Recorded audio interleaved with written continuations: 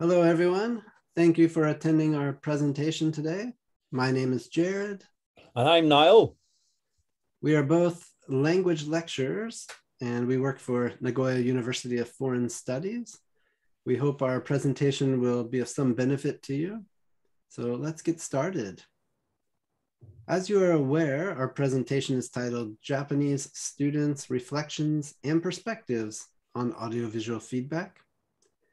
And this was a study we conducted earlier this year, and we'd like to share with you our research and also especially the student feedback. As Jared mentioned, we both work at a university in central Japan. And as part of our courses, we have to provide, of course, feedback to the students, in particular written corrective feedback. I teach a course in academic writing. Jared doesn't this year, but I do.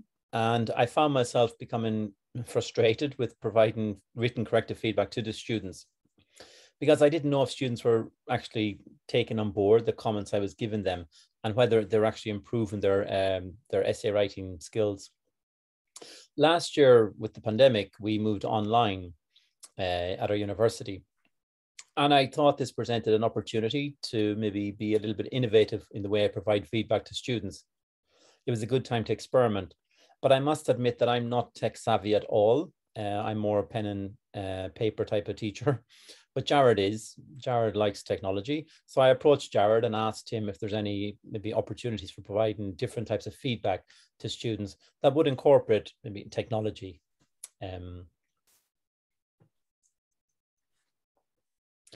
And I am aware, and Jared too, that students do demand detailed feedback, and this has been shown by Bichner and Ferris here. So we didn't want to lose this element of the feedback process. Our goal was to provide students with comprehensive feedback that will help them improve their writing skills or language skills. But as alluded to, it is one of the most stressful and least rewarding parts of a teacher's job. This was research by Stern and Solomon here. So how can we do that? How can we marry both of that? How can we make teachers enjoy giving feedback to students that is beneficial to the students? So we started to research different types of feedback. One that we found was audio feedback, which is basically a teacher will read the student's writing and give some feedback on that. And Jones et al. Have found that this is rich, it provides rich feedback. It's much more detailed than written corrective feedback. And importantly, students enjoy it too. However, this also has some problems insofar as that there are no visuals. So students cannot see their own writing as the teacher is giving feedback to them. So it makes it difficult for students to comprehend and understand the comments that are being given to them. So we looked at audio-visual feedback. Okay, so audio-visual feedback, or sometimes called video capture feedback or screen capture feedback, is when teachers use some kind of screen capture technology like QuickTime or Zoom to record an audiovisual reading of a student's writing with comments and feedback. So you might open the document on your screen. You can record a video of your screen with also then include your audio. This allows you to highlight, so students can see you highlight the text while you're speaking, or they can follow along as you're giving comments. And this has displayed positive results in the past, and it seemed to satisfy the students' demands for feedback. For example, Jones et al. Found that it can be easier to understand. It often feels more personal, like the teacher is in the room with the student. And it can be more efficient. And in this, they mean that you can get more words per minute through when you're giving oral or audiovisual feedback. So you're giving more words per minute, more feedback than you can with written feedback. So it was very promising. And Kim also showed similar results, that it can improve the understanding of the feedback. You can improve engagement, students' engagement with the feedback. And it also promotes active listening. So not only are you helping students improve their writing skills or maybe even reading, but you're adding in listening now. So with all these positive reports on audiovisual feedback, we decided to apply it within our own context. So the study involved 50 first-year undergraduate university students. As I mentioned, it's a private university in central Japan. And the class we focused on was a communicative class that looked to improve students' 4 skills in developing their English abilities. This class was held twice a week, and each class was 90 minutes. The students in the class as well were not streamlined, so they had mixed ability. So you had advanced students in there with beginner students too, and it was a mandatory course for all first-year students. Okay, as part of their studies and assessment, students had to write imaginary dialogues based on the 8 units contained within the course book. So the purpose of these imaginary dialogues was to replicate a conversation that could be held between 2 English speakers at a near native or native level of language use. When creating the dialogue, students were required to include at least 5 of the vocabulary items and 2 conversation strategies that were introduced and taught or studied during the unit. Additionally, the conversation needed to be coherent and natural throughout. So therefore, the grading for each imaginary dialogue focused on these 3 areas. So vocabulary usage, conversation strategy usage, and dialogue coherence. This course was a year-long course, so the 8 units were divided between the 2 semesters. And since this study took place in the fall semester, students had already received written feedback for the first 4 units and their imaginary dialogues. There was a summer vacation, so we wanted to make sure students remembered what the written feedback was like. So during this study, for 2 of the imaginary dialogues, we gave written feedback, and then we gave audio-visual feedback for the other 2. This is an example of what the imaginary dialogues looked like. And what we did is we had students, this was a Google document, and we had students submit these imaginary dialogues through Google Classroom. This allowed us to use Zoom to then record our screens. And Zoom also creates a small file size. So we were able to use Zoom to record ourselves giving audio-visual feedback to students. And then we would share the videos through the Google Drive with our students.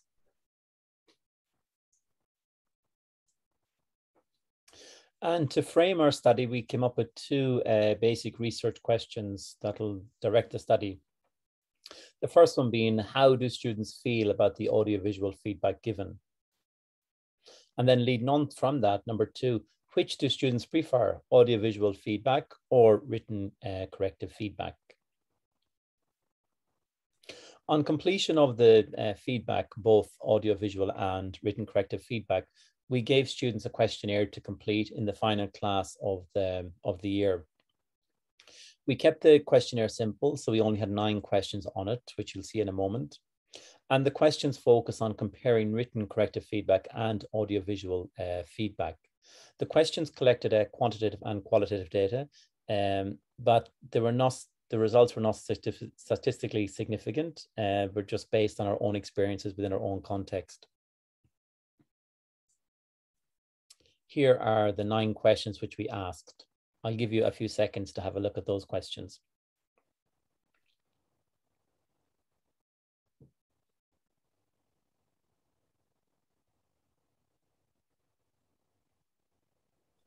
Okay, as you can see, the first 7 of these are statements that students were asked to agree or disagree with. So they had 6 choices, like a Likert scale, that ranged from strongly agree to strongly disagree. And then question 8 was, which type of feedback did the students prefer? Number 9 was our open-ended short answer response. And this was just, this allowed us to better understand the students' answers for the first 8 questions.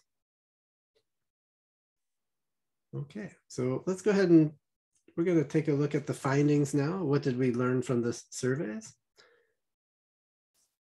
On this slide, we have paired the matching questions about video feedback with written feedback.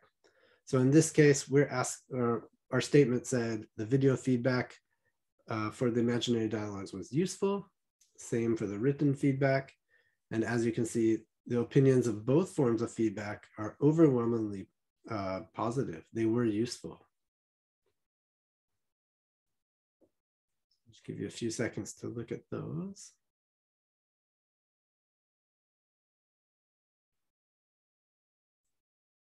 Okay. And the results for this statement, these two statements were also similar, that students felt both types of feedback improved their English. Again, overwhelmingly positive and almost identical to the results from the last two questions or statements. So I'll give you a few seconds to look at these.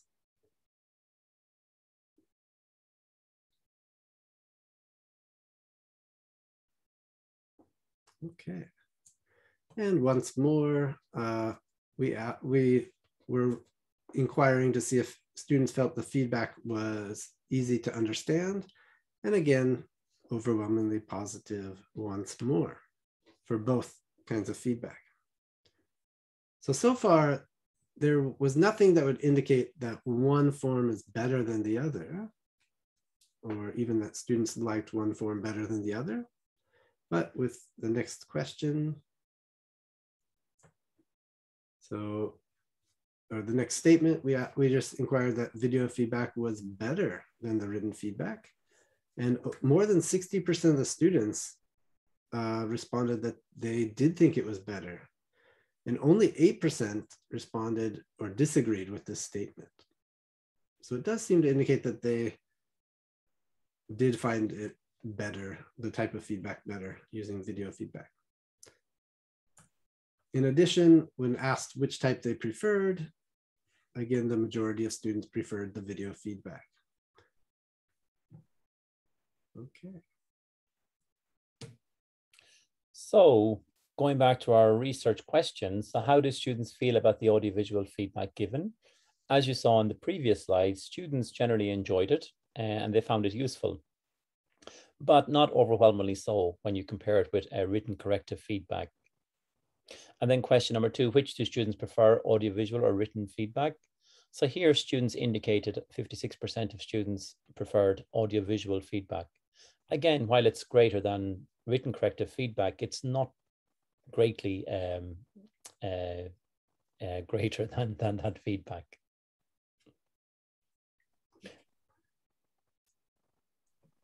So I'm going to look a little bit deeper into the reasons for this. And when we looked at, so as we mentioned earlier, the survey consisted of 9 questions, and that last question was the open-ended short answer response.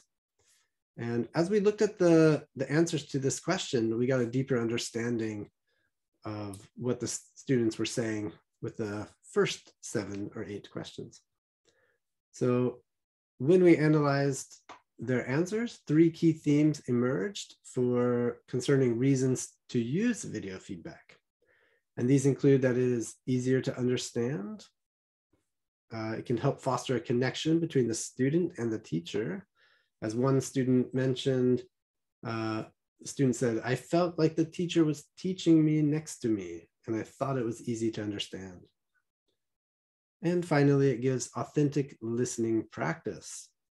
One student mentioned, "My listening skills improved, and it doesn't take a lot of time to understand feedback than written feedback."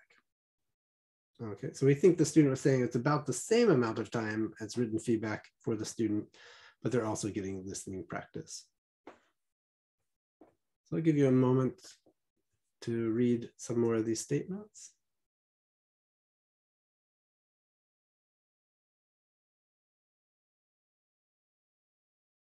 Okay. Now, alternatively, some students preferred written feedback. So it's not surprising to find that those students found it to be easier to understand as well. It just is like for some students, like one student said, I felt that text feedback was easier to understand. I'm not good at listening. So this could be an issue if you're using audiovisual feedback for students who don't have as much practice or are not confident in their listening skills. They may struggle with it at times. In addition, some students commented that it was more convenient to access. Like one student said, I can see the explain whenever I want, such as in the train. Okay, so just that they can access it whenever they want and they can review it over and over. It might be easier to do with written feedback than the audiovisual, which you'd have to then search your video for that feedback information. Okay. So if we move on to our conclusion, and I'll start with some of the implications of our study. So while student opinions about audiovisual feedback were overwhelmingly positive, the students did not claim that written feedback was terrible. So it's not like we need to replace written feedback with this. In fact, they seem to welcome both forms of feedback. However, we do feel that the audiovisual feedback could be a useful alternative to written feedback. Students sometimes commented that they felt happy because they knew how much time a teacher took to give them feedback. Another student commented that they appreciated the positive feedback. For many of us, and myself included, I think when we are doing feedback, sometimes we can become too negative or corrective, and that could be misinterpreted by the student as negative, especially if there are a lot of mistakes in a writing. In addition, if we're doing marathon grading sessions, when we get towards the end, we might be trying to rush through and we just quickly focus on the mistakes, and we might not give as much feedback on what the student is doing well. So audiovisual feedback will help you reduce misunderstandings because you can control your voice. So the student will know that you're not angry. They'll know that when they did something well, and it's just very useful for that. Now, also audiovisual feedback comes with a timestamp. So the student sees how much time you're putting in to doing their feedback. With written feedback, it's not there. And some students may not even think you're reading their paper or their homework. I know when I use Google Docs, I'm able to save comments so I can reuse them on other assignments or later if students are making the same mistakes. So I think that takes away a little bit of the personalization. So even though you're saving time, when a student sees the same comment over and over again, or they see it on their friends' papers, they may think, oh, our teacher's not really reading this. And so having that timestamp, the student knows that you're reading it. Plus the feedback is always fresh and new each time.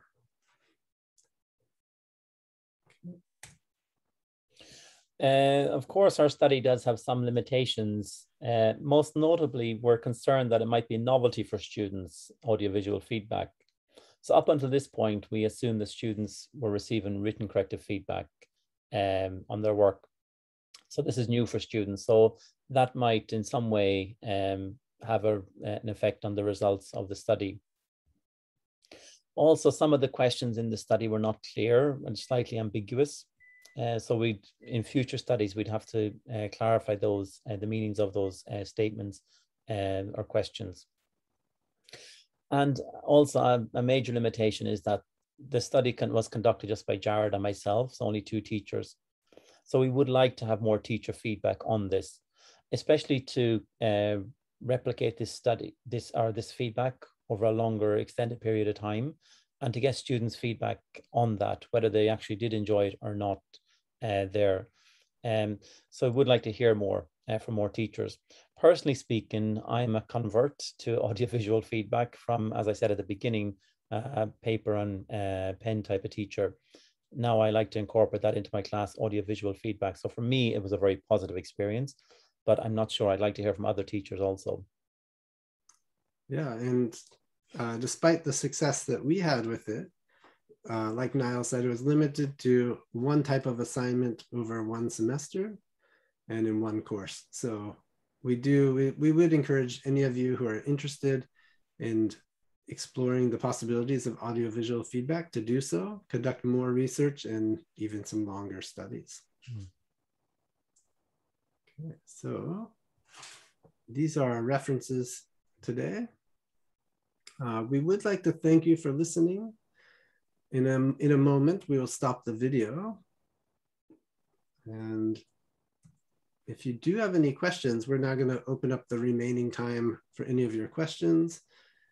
If there's not enough time for your question or you don't feel comfortable asking it here, please feel free to email us. You can use one of our email addresses and contact us to ask further questions there. But yeah, thank you very much for today. Yes, thank you very much.